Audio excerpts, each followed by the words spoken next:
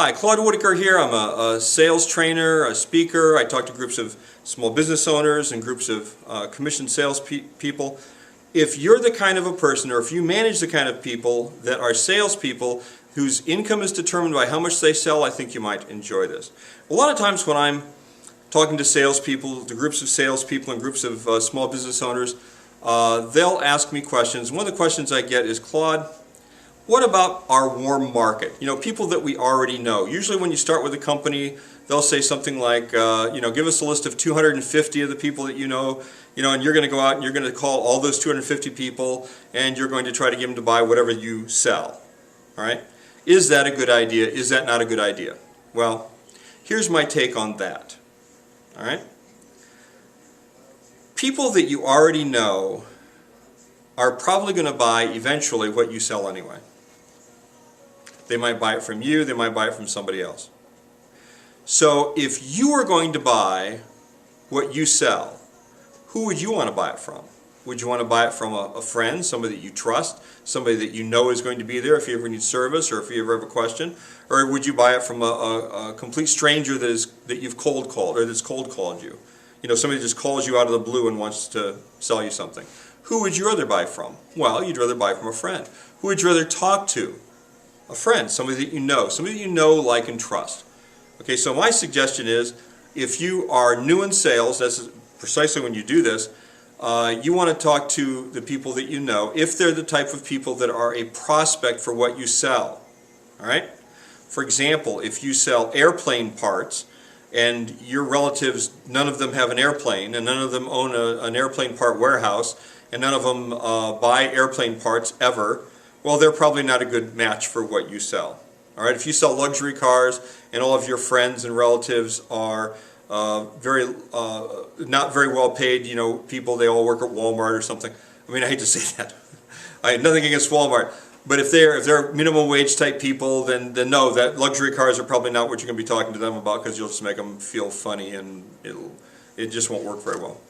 But if it's something like, if you sell home improvements, you sell windows, and you have friends that own a home, then you should ask them if you could show them what you have. And my suggestion is this: I don't do it right away, but in fact, it took me a few years before I got the courage up to ask any of my relatives to look at what I sold. And here's pretty much what I did. Okay, I called them up and I said, let's say it's my Aunt Sally. I'm calling up my Aunt Sally. And I said, Aunt Sally, do you know what I do for a living? And she goes, yeah, you sell it, which at the time, when I did this, I sold high-end vacuum cleaners to people's homes. And I said, here's my dilemma, Aunt Sally. I'm on the phone with her. I said, here's my dilemma. I would like to show you my vacuum cleaner. But I feel strange because I'm afraid that you'll say yes to taking a look at it just because you like me and I'm your nephew. But if you are willing to take a look at it, or if you're not willing to take a look at it, please just tell me right now, because I want to get this off of my mind one way or the other. And she said, does it cost $2,000 or more? And I said, no. And she said, okay, well, yeah, I'll take a look at it. I can't promise you I'll buy it, but sure, I'll take a look at it. Well, I appreciated that. In fact, I think I talked to 13 relatives. 12 of them took a look at my vacuum cleaner, and 11 of them bought my vacuum cleaner.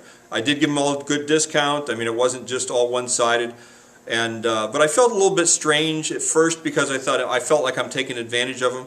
But then I wasn't taking advantage of them. Why? Because I was showing them a really, really good product. It was a good service. They knew that they liked me and trusted me and knew I was going to shoot straight with them. I was going to tell them, if they had a question, I was going to give them the real answer, not some salesy answer. I was going to give them the real answer. And they knew I was probably going to give them a better deal than I would anybody else, which I did. Okay. But usually this is what normally happened when I called a relative. They would say, well, I was wondering when you were ever going to give me a call. Because they expected me to call, see? And I didn't call for a few years. And finally, but I saw them at other things, but family functions, things like that. So finally they go, yeah, I was wondering when you're going to give me a call. Yeah, come on over. Sure. Okay. And when I'm there, I was visiting a little bit, and that was kind of fun. And even if they wouldn't have bought, I would have been perfectly happy just spending time with them. But sure, you want to talk to relatives. Sure, you want to talk to friends. Okay, why? Because then you get referrals from those people, and a lot of very, very successful referral businesses started off with 4 or 5 people that bought from you that are now giving you referrals, and then those referrals buy from you, and they give you referrals, and those referrals buy from you, and they give you referrals. Well, you might not ever need to cold call more than a few calls to friends and relatives. That's completely possible. I completely outlined that entire method, which is one of many, many different ways to prospect. I completely outlined that method in my book, Sales Prospecting. It's called Sales Prospecting, the ultimate guide to finding highly likely prospects that you can close in one call. All right? If you go on Amazon.com, I think you're going to like this. Thanks a lot.